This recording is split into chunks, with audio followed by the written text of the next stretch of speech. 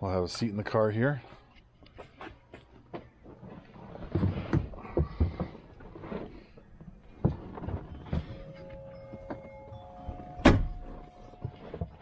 So if you can kind of see the seating position, nice place to put your arm here in the door.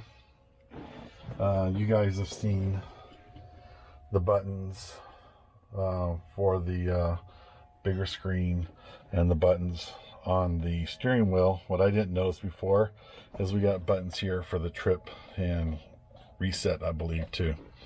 So I'm going to fire it up for you.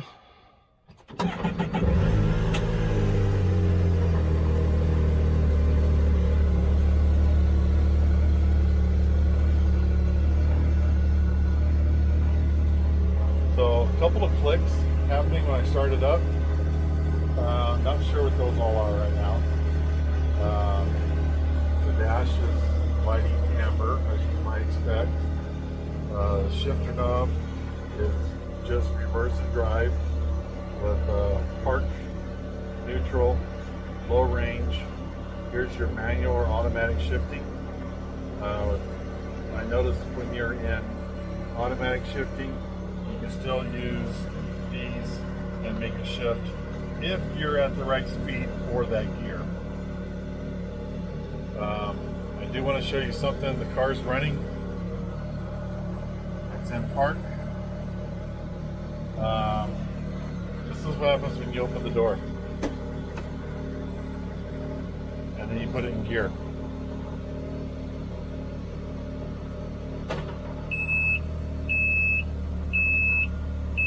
You hear that noise?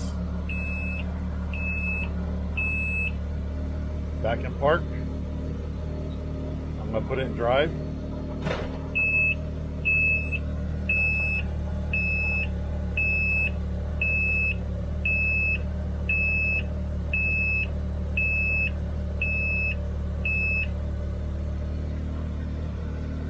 Is that annoying or what?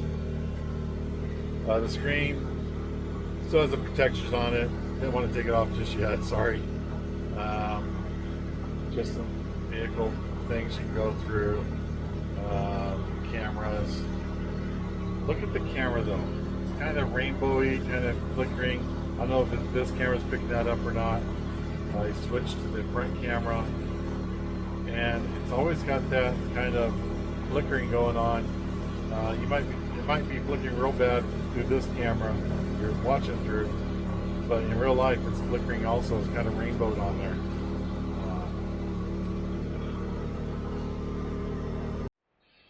Sorry, turn it off for a moment. Okay, here's the glove box. Remember when you had to yank on the glove box to open it? Now they have a button. Makes it real nice. You can still yank on it, but I don't recommend it. Use the button. Very shallow, not deep at all. They do have a accessory where you can put a tablet right here, and it makes the glove box about that deep. And the tablet's kind of cool. It can face the passenger or face the driver.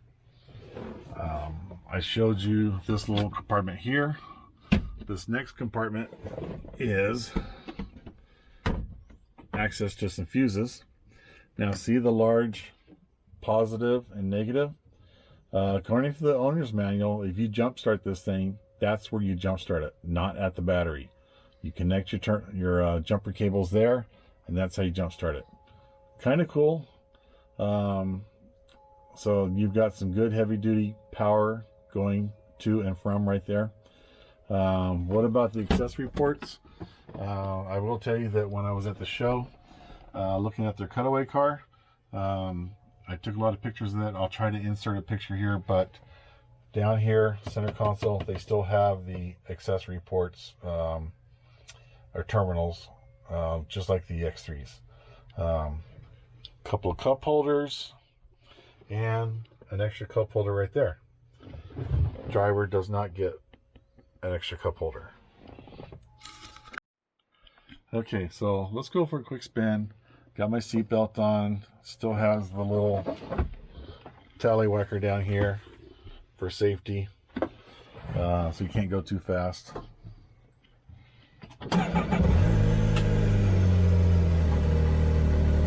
will tell you, I was expecting it to be even quieter than this. I mean, it's not obnoxious, but it's not super quiet either. It's a little clunky. I think what I'm hearing is like solenoids kicking in and out. I know you can put this in four-wheel drive with the key off. There's a special procedure for that. And you can also put this in a kind of a mechanical neutral. There's actually a tool in the glove box to do that. So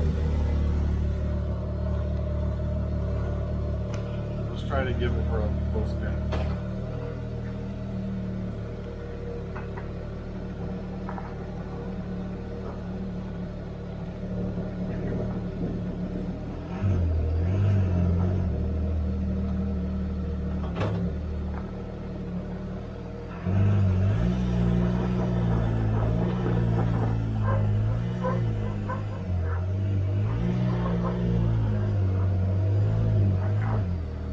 Turning radius is not what I thought it was going to be.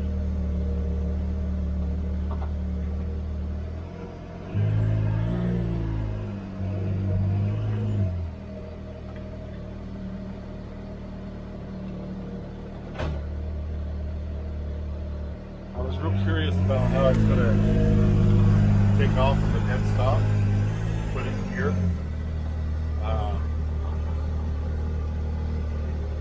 So here's park. Not in park. What does it feel like when I put it in gear compared to something with a belt? Big clunk. No gas.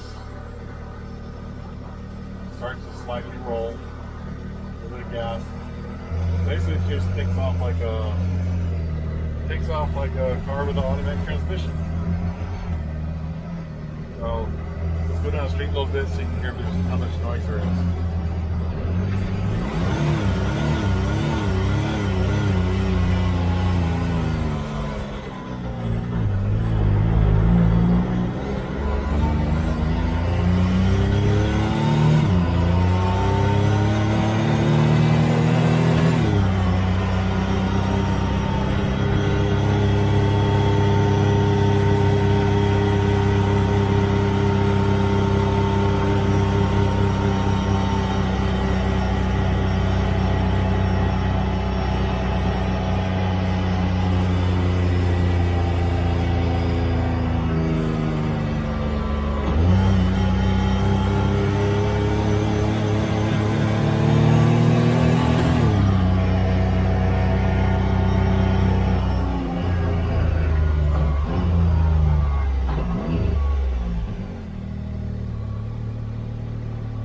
So did you see that the camera went off when I reached over, I don't know, 10, 15 miles an hour?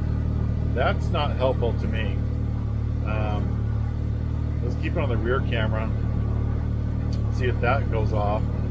You know, because I want to use this in place of a rear view mirror, which I can't see anything because I got this scoop and this big old intake. You know, not much there to see. Also, if you can hear that clunking, it's rather harsh on the upshifts and downshifts.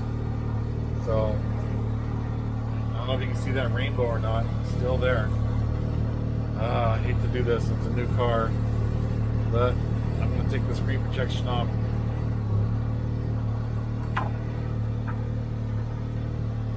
It's still got some rainbow going on.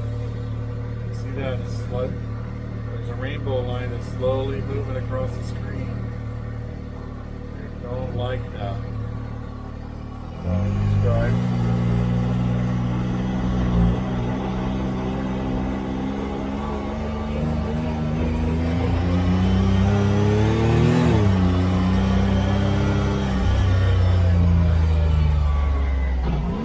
So if you notice, the camera went off again as I got up to speed.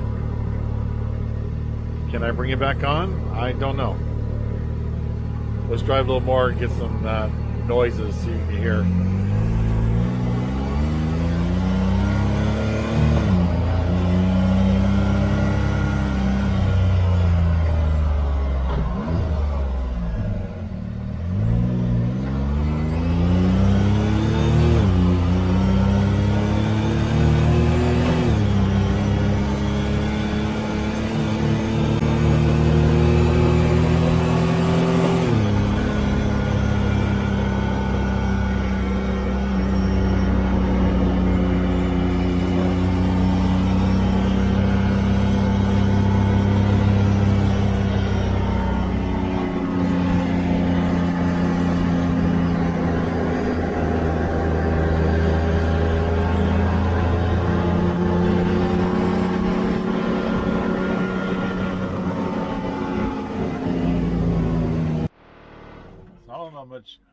much of this you could hear.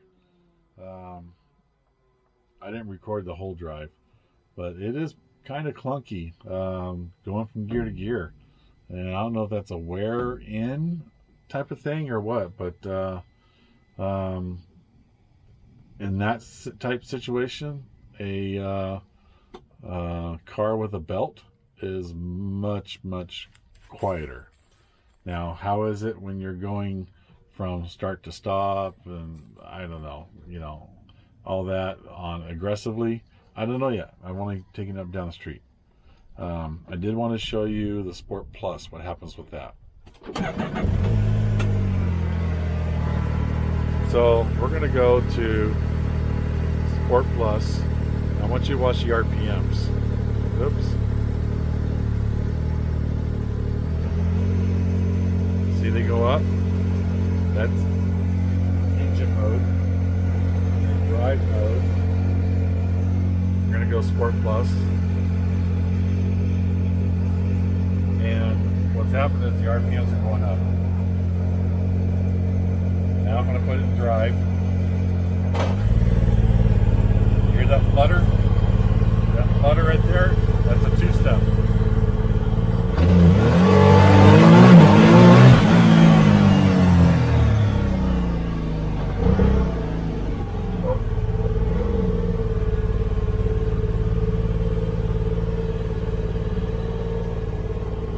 Hear the difference in sound?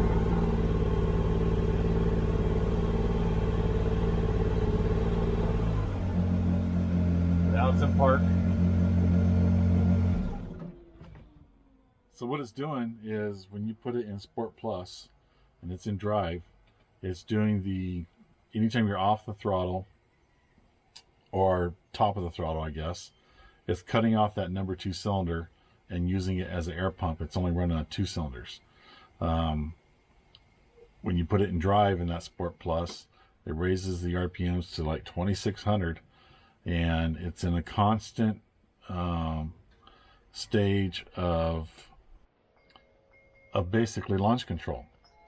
So you hear that flutter going on, and it's running rough because it's only running on 2 out of 3 cylinders.